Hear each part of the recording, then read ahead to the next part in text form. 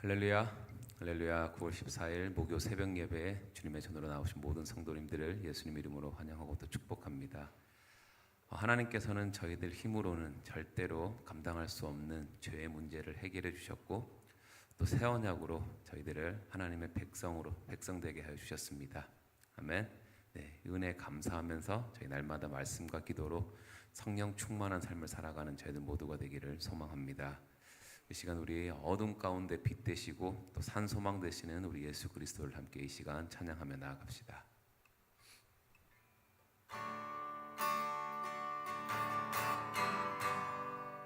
빛 되신 주, 빛 되신 주, 어둠 가운데 비추사 내 눈 보게 하소서. 예배하는 선한 마음 주시고 참 소망이 되셨네. 다시 한번 빛 되신 주, 빛 되신 주, 어둠 가운데 비추사 내 눈 보게 하셨네. 예배하는 선한 마음 주시고 참 소망이 되셨네. 나 주를 경배하리, 나 주를 경배하리. 엎드려 절하며 고백해 주 나의 하나님. 오 사랑스런 주님, 존귀한 예수님, 아름답고 놀라우신 주. 만유의 높이, 만유의 주 높임을 받으소서. 영광 중에 계신 주, 겸손하게 낮고 전한 이 땅에 사랑으로 오신 주. 나 주를 경배하리, 엎드려 절하며 고백해 주 나의 하나님. 오 사랑스런 주님, 존귀한 예수님, 아름답고 놀라우신 주.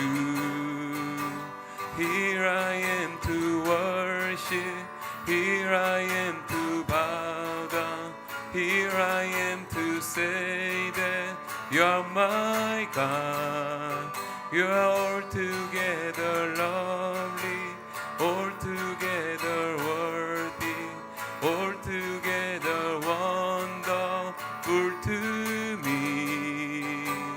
Here I am to worship, here I am to bow down, here I am to say that you are my God. You are altogether lovely, altogether worthy, altogether wonderful to me. 나 주를 경배하리, 엎드려 절하며 고백해 주 나의 하나님. 오 사랑스런 주님, 존귀한 예수님, 아름답고 놀라우신 주.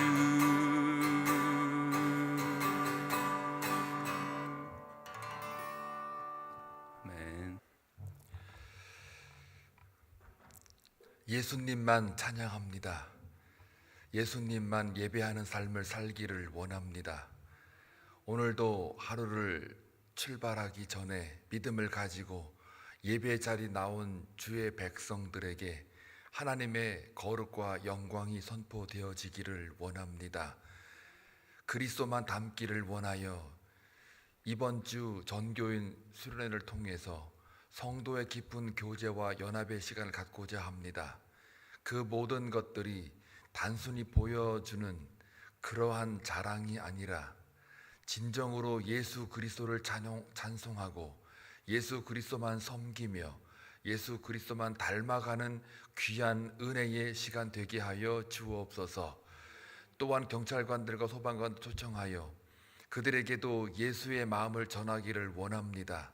우리의 귀한 섬김과 수고 가운데 성령께서 기름 부어 주심으로 말미암아 우리가 보여지는 것이 아니라 예수만 나타날 수 있도록 주께서 축복하시고 수고하는 모든 믿음의 권속들 머리머리 위에 하늘의 영광만 선포되어질 수 있도록 주께서 인도하시고 모든 과정 가운데에 안전한 사고 없이 하나님의 은혜 아래 놓여 오직 예수만을 섬기는 귀한 은혜의 과정과 결과가 나오게 하여 주옵소서.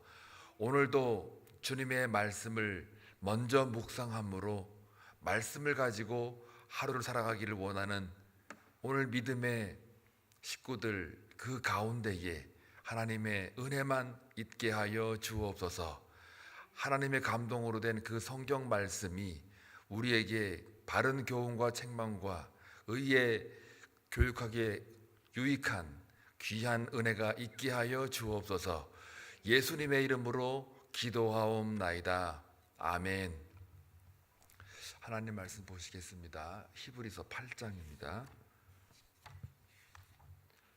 8장 1절에서 13절까지 함께 교독할 때에 하나님의 음성을 들을 수 있기를 바랍니다.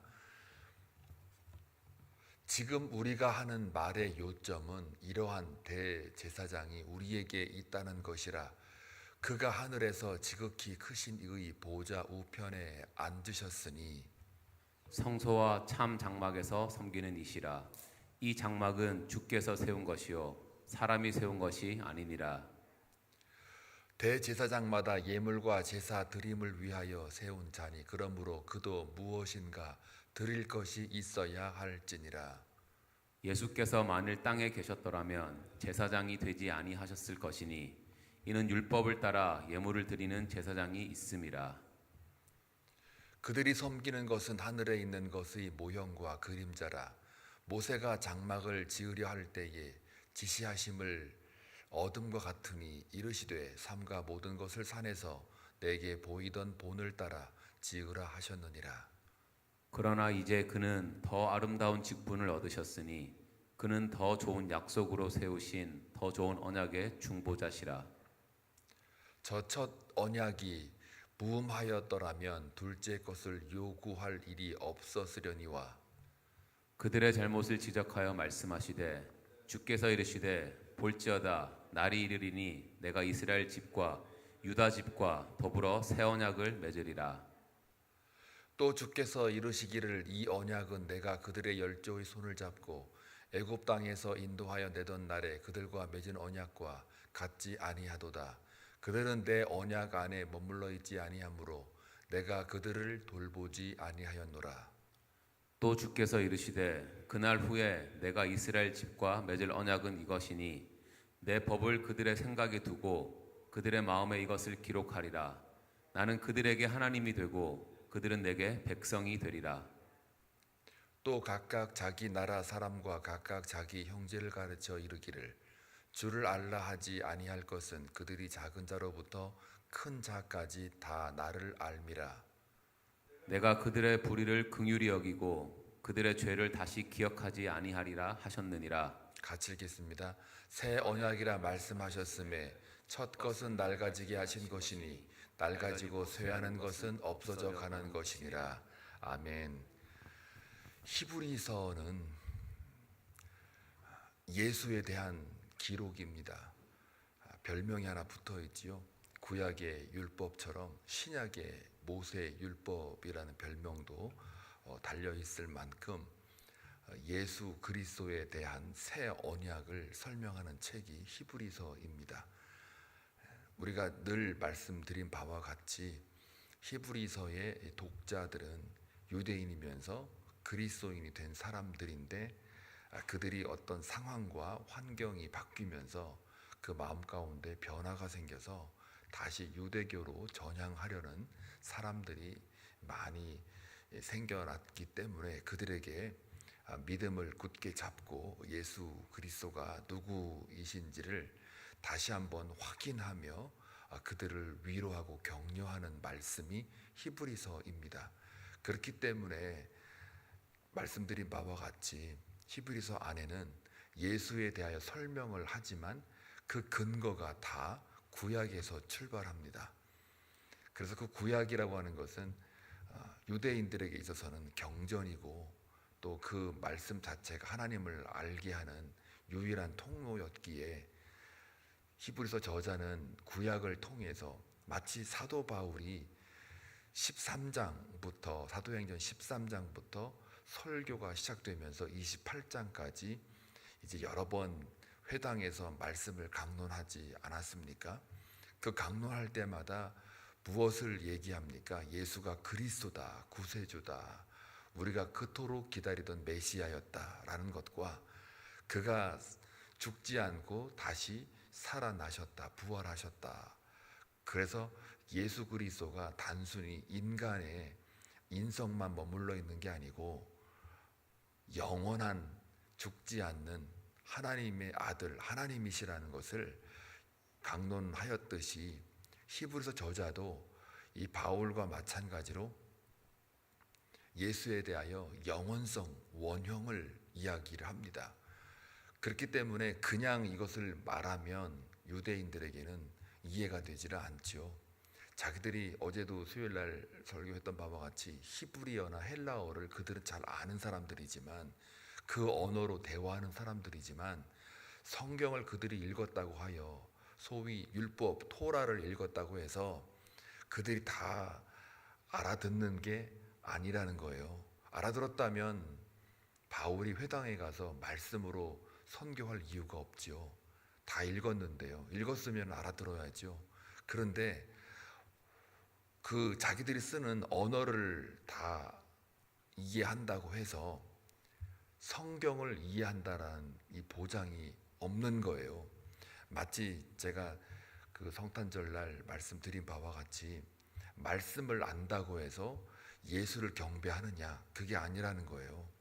말씀을 지식으로 알거나 그냥 단순한 역사적인 것으로만 안다면 예수를 경배하지 않는다는 것을 예수께서 이 땅에 오셨을 때에도 우리는 그것을 봤습니다. 당시 미가서 5장 2절 말씀에 작은 고을 에브라데 너는 작지가 않다, 큰 고울이다, 이 땅에 그 구주가 탄생할 거다라고 하는 그 새로운 왕이 탄생할 거다라고 하는 이것을 이미 서기관, 바리새인, 율법학자들, 제사장들 다 알고 있어요. 그 율법을 아는 자들은 다 알고 있음에도 불구하고 소위 오늘날로 말하면 하나님의 말씀을 잘 아는 자들이죠. 그런데 그 자들이 막상 예수가 오셨어도 경배하지 않잖아요. 예배하지 않잖아요. 또 더더욱더 그 헤롯 왕이 자기가 왕인데 그 율법학자들한테 어디서 나느냐 했을 때 그들은 벌써 말해주잖아요. 베들레헴입니다, 에브라다입니다. 거기서 이 성경에 의하면 구세주 왕이 다시 유대인의 왕이 난다고 합니다. 이렇게 말을 하면 그 말씀을 그들이 철통까지 믿는 사람들인데 그럼 예수를 경배해야죠. 그러니까 이상하게 경배를 안 하고 오히려 죽여버리는 그 2세 미만의 남아 아이들은 전부 다 죽여버리잖아요. 그러니까 이게 참 아이러니컬한 거예요. 말씀을 아는 것과 믿는 것의 차이가 있고 이 복음을 듣는 것과 복음을 믿는 것과의 차이가 있는 거예요. 예수에 대하여 아는 것과 예수를 믿는 것과는 이게 생명과 사망의 차이가 있다는 것을 우리가 분명하게 압니다. 그렇기 때문에 히브리서 저자는 예수에 대하여 연결을 못 시키는 이유가 뭘까 하고 이렇게 보게 되면 결국은 구약의 말씀을 다 안다고 해서 그들이 실제적으로 헬라어를 사용하고 히브리어를 사용을 한들 구약의 말씀을 읽고 그 말씀이 예수를 향하고 있다는 것을 연결 못 시킨다는 그거는 단 하나예요. 어제 말씀드린 바와 같이 영생을 주기로 작정한 자, 그들은 다 뭐라고요? 믿는다 그랬어요. 또한 에베소서 말씀처럼 택함 받은 은혜가 예비되어진 자, 택정함을 받은 은혜에 있는 자 다 믿는다고 그랬어요. 또 하나는 디모데후서 3장 16절 말씀처럼 성경은 뭐로 됐다고요? 하나님의 감동으로 기록된 것이에요. 하나님의 감동으로 됐기 때문에 교훈과 바르게 함과 책망, 의에 교육하기 유익하다라는 이 말씀을 우리가 인용을 해보면 하나님의 말씀을 읽는다고 해서 그 말씀을 믿는 게 아니라 실제적으로 헬라어를 사용하고 히브리어를 사용하는 그 이스라엘 백성들조차에게도 그들이 그렇게 율법을 읽는다 하여 구약을 안다고 해서 그들에게 하나님의 감동이 부여되는 것은 아니라는 거죠. 예수를 알게 하는 것은 아니라는 거예요. 그러니까 은혜인 거예요. 하나님의 말씀을 깨닫고 성경을 읽을 때 예수를 알게 되는 이것 또한 단순히 그냥 거저 우리에게 주어진 게 아니고 하나님의 택정함 받은 영생을 주기로 작정한 그러한 자였기에 우리가 깨닫고 있는 것임을 다시 한번 확인합니다. 그래서 오늘 히브리서 저자가 유대인이면서 그리스도인인데 자꾸 유대교로 전향하고 배교하려고 그러고 또 그 믿음을 자꾸 상실해가는 그런 모습들을 볼 때에 예수가 누구인가를 다시 또 오늘 설명하는 거예요. 어제에도 대제사장보다 낫다라고 하는 그것에 초점을 맞춰서 말씀을 드렸지 않았습니까? 오늘은 새 언약이라고 하는 개념을 가지고 예수가 누군가를 설명합니다. 오늘 1절 보면은요, 지금 우리가 하는 말의 요점은 이렇게 돼 있어요. 이러한 대제사장이 우리에게 있다는 것이라. 그가 하늘에서 지극히 크신 이의 보좌 우편에 앉으셨으니, 이렇게 되어 있습니다. 여러분이 예수에 대해서 설명을 해보라 그랬을 때 여러분은 어떻게 설명할 것인가를 가만히 여러분 묵상을 해보면은 저 말을 하셔야 돼요. 지금 우리가 하는 말의 요점, 여기서 요점이라는 말이 summarizing 이게 아닙니다. 한국말로는 요점으로 되어 있는데요, 지금 우리가 하는 말의 근원은, 머리는, 원형은, 근본은 이거예요. 가장 핵심 주제는 이 뜻입니다. 근데 논리적인 핵심 주제가 아니고 실제적인 원형, 머리. 말하자면 우리 교회의 요점은 할 때 우리 교회의 어떤 그 설명에 대한 요점은 그런 말이 아니라 우리 교회의 머리 되시는 분은 예수다, 그런 얘기예요. 그러니까 지금 우리가 하는 말의 근본은, 머리는, 진리는 무엇이냐? 대제사장 예수가 우리에게 있다. 예수가 우리에게 소유가 되어 있다, 그 얘기입니다. 그러니까 단순한 어떤 논리적인 그런 기술적인 어떤 요점, 그러니까 요약, 서머리 그런 의미가 아니라는 거예요. 이 헬라어의 원어는요, 이 케팜 라이온이라는 단어를 썼어요. 이 케팜 라이온이라는 단어가 성경에 딱 2번 나옵니다. 희한하게도 2번이 나오는데 하나는 오늘 본문에 나오는 거예요. 근본, 머리, 그 다음에 원형, 이런 뜻인데 또 다른 데서 어디에서 나오느냐면은 사도행전 22장 우리가 수요일마다 또 새벽마다 우리가 묵상한 적이 있어요. 그 바울이 복음 전하다가 잡혀가가지고 결국은 두들겨 맞고 또 고소당해서 재판 그 앞에 서기 직전에 백부장이 이제 이 바울을 갖다가 막 이렇게 조사를 하지 않습니까? 재판 올리기 전에 막 조사를 하는데 이 사람이 로마 시민권자예요. 그러니까는 이것을 알고 백부장이 첩부장한테 이제 다시 이야기합니다. 아이고, 우리가 이거 잘못한 것 같습니다. 이 로마 시민권자를 갖다가 함부로 그냥 아무 재판도 없이 그냥 지금 잡아와가지고 감옥에 지금 쳐넣어서 우리가 지금 고문을 하고 괴롭게 했는데 이거 어찌합니까? 이러니까 천부장이 듣고서 자기도 겁이 났던 모양인지 바울을 찾아와가지고 나는 돈 주고 시민권 얻었는데 너 진짜 시민권자 맞냐? 이거 기억나시죠? 이 말 기억날 거예요. 나기를 부탁드려요. 나야 돼요. 또 다시 22장 가서 뭐 들춰보고 읽어보고, 원래 바이블 스터디 하면 다 찾아보고 읽어보고 이렇게 하면 더 좋은데 이 새벽 예배는 묵상하는 큐티 시간이기 때문에 그냥 제가 잠깐 갔다가 다시 오고 이런 정도입니다. 그때 그 천부장이 나는 돈 주고 시민권 샀는데 너는 진짜로 시민권 진짜 맞아? 이렇게 할 때 그 상황 속에 나는 돈 주고 샀는데 할 때 이 돈이라는 단어가 영어의 money잖아요. money. 여러분들 좋아하는 money인데 그게 헬라어에 오늘 쓴 저 요점이라는 단어와 같은 단어로 쓴 거예요. 돈이라고 하는 것이 케팜 라이온이라는 게 나는 케팜 라이온인데 이렇게 되는 거예요. 그러니까는 왜 그러면 그 저자가 누가가 케팜 라이온이라는 단어를 썼을까요? 그 천부장의 모든 삶의 근원, 머리, 원형, 바라볼 어떤 소망, 대상, 그건 돈이라는 거예요. 조금 이해 오시죠? 그런데 지금 우리가 하는 말에 머리, 원형, 근본, 우리가 바라볼 소망의 대상, 그건 뭐다? 대제사장 예수다. 이걸 비교하기 위해서 케팜 라이온이라는 단어 쓴 거예요.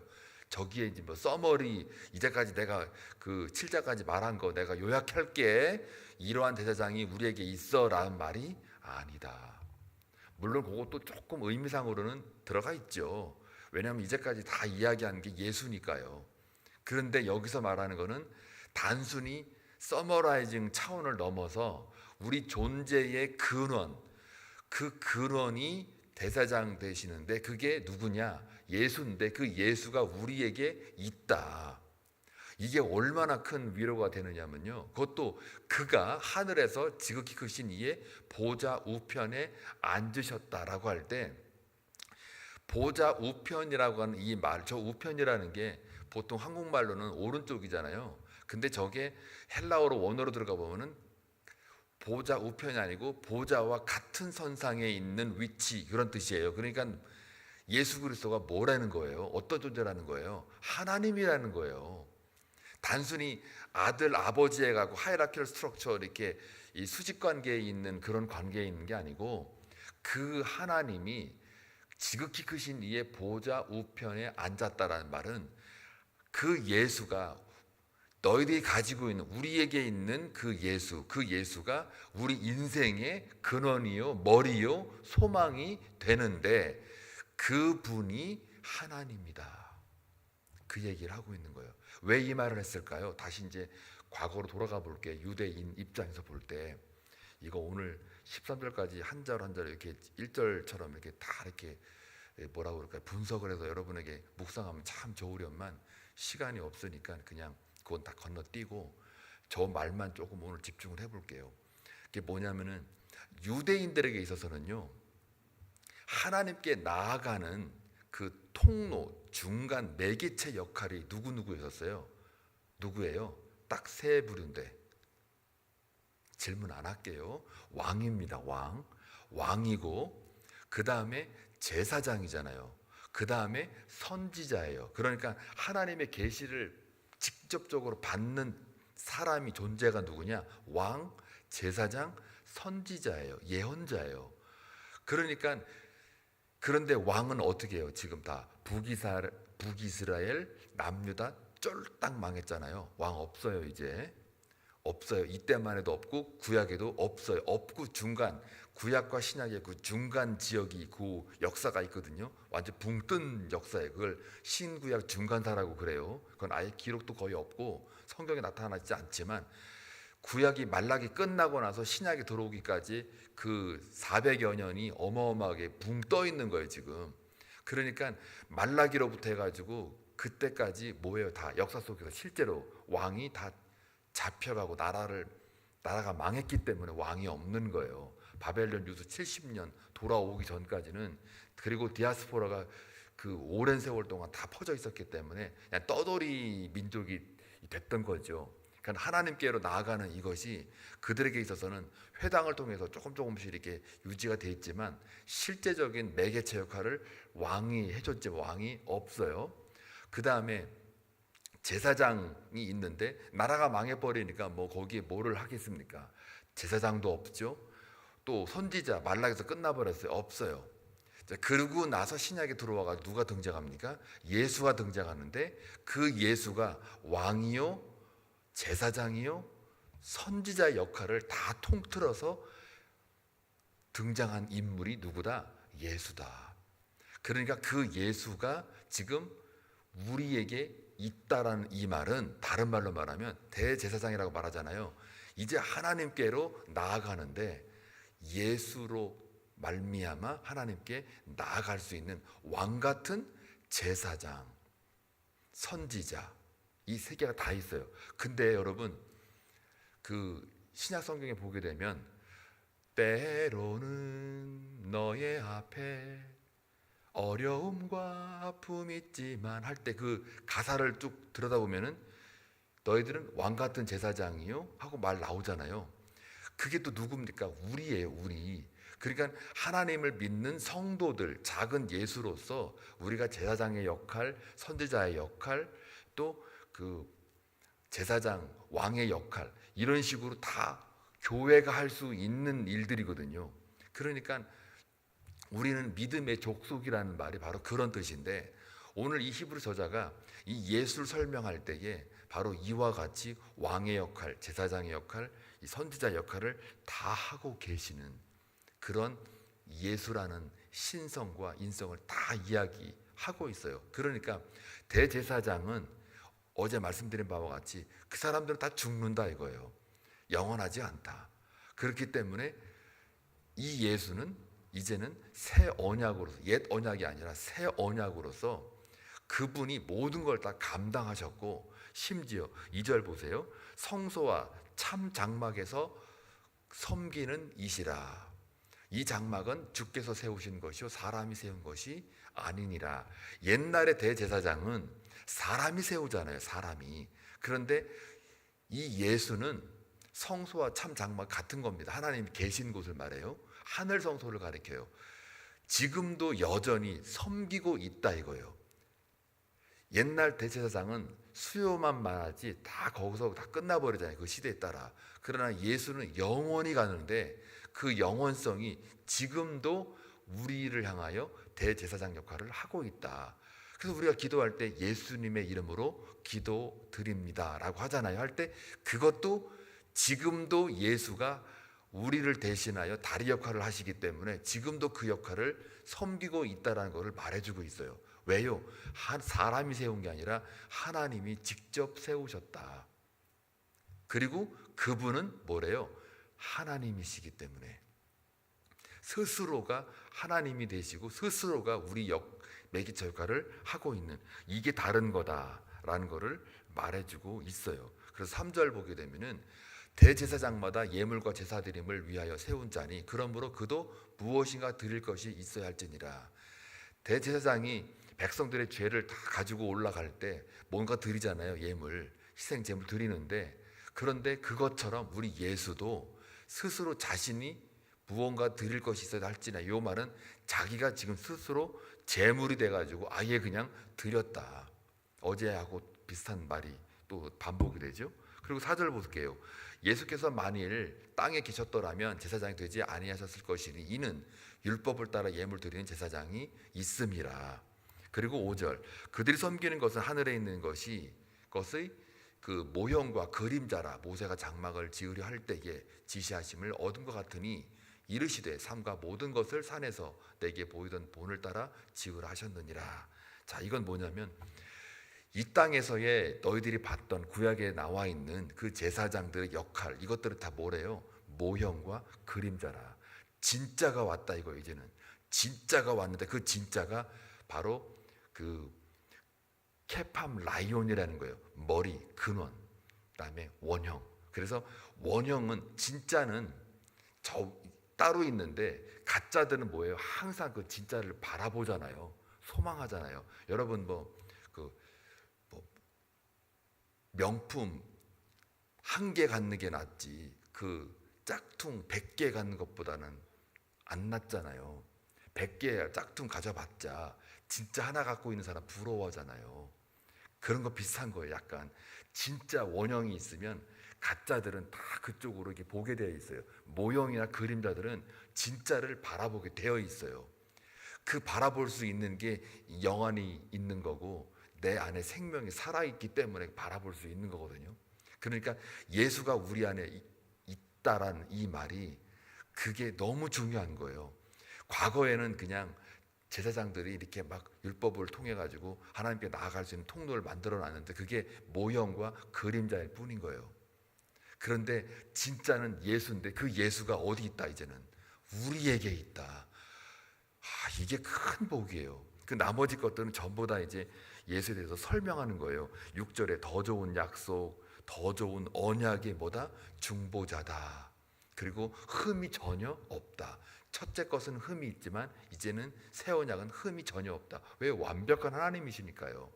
옛날에는 썩어질 그런 제사였지만 이제는 썩지 않을 제사가 됐고, 옛날에는 옛날 언약이지만 이제는 새 언약이 됐고, 옛날에는 그냥 매일 제사 때마다 제물을 죽여야 되는데 이제는 단번에 드린 제사가 됐기 때문에 드릴 필요가 없고, 수요가 그렇게 많은 제사장이 등장하지만 이제는 예수 한 분만으로도 만족할 수 있는 그런 엄청난 그 존재가 우리한테 와 있으니 이제는 옛날 것과 지금 것이 비교가 안 될 만큼 다르다라는 것. 옛날 거는 흠이 많지만 이제는 흠이 전혀 없다, 이런 거예요. 그러니까 근데 그게 그 예수가 그토록 우리가 바라던, 이제는 왕도 없고 제사장도 없고 선자도 없지만 그래서 우리가 메시아를 기다렸는데 그 메시아가 이제 어디 있다? 우리에게 있다. 우리에게 있다라는 거를 꼭 기억하라. 아까 그 케팜 라이온이라는 단어가 돈이라는 단어를 썼고 오늘 요점이라는 단어 썼잖아요. 그러니까 우리의 참 소망과 우리의 근원, 머리, 원형은 뭐다? 예수. 근데 그 예수가 모든 구약 시대의 대제사장의 역할을 모두가 한 번에 그냥 다 성취했기 때문에 그 언약, 그 하나님의 맹세로부터 등장한 예수였기 때문에 이게 비교가 안 되는 거다. 근데 그것이 그 예수가 누구에게 있다고요? 우리에게 있다. 여러분이 예수를 소유한 것이 얼마나 큰 은혜요, 큰 복이고 상상할 수 없는 거를 가지고 있다라는 거, 여러분은 그 케팜 라이온 이걸 갖고 있다라는 거 꼭 기억하시고 오늘도 예수가 여러분의 머리요, 근원이요, 또 원형임을 잊지 마시고 예수만 바라보는 그러한 멋진 하루 되길 주의 이름으로 축원합니다. 기도합니다. 좋으신 아버지 하나님, 감사합니다. 다시 한번 히브리서를 통해서 우리가 잘 알고만 있었다고 오해했던 예수에 대하여 다시 한번 확인케 하시니 감사합니다. 그 예수가 어떤 예수인가를 다시 한번 깨닫게 하시고 그 예수를 우리가 소유하고 있다는 것만으로도 엄청난 하나님의 은혜인 줄로 믿습니다. 그 믿음 가지고 오늘 하루 살아갈 때에 예수 중심으로 예수를 만나고 또 예수를 바라보며 예수께만 소망을 두고 예수가 내 삶의 진정한 머리요, 원형이요, 근원임을 다시 한번 깨닫고 살아가는 귀한 하루 되게 하옵소서. 예수님의 이름으로 기도합니다. 아멘.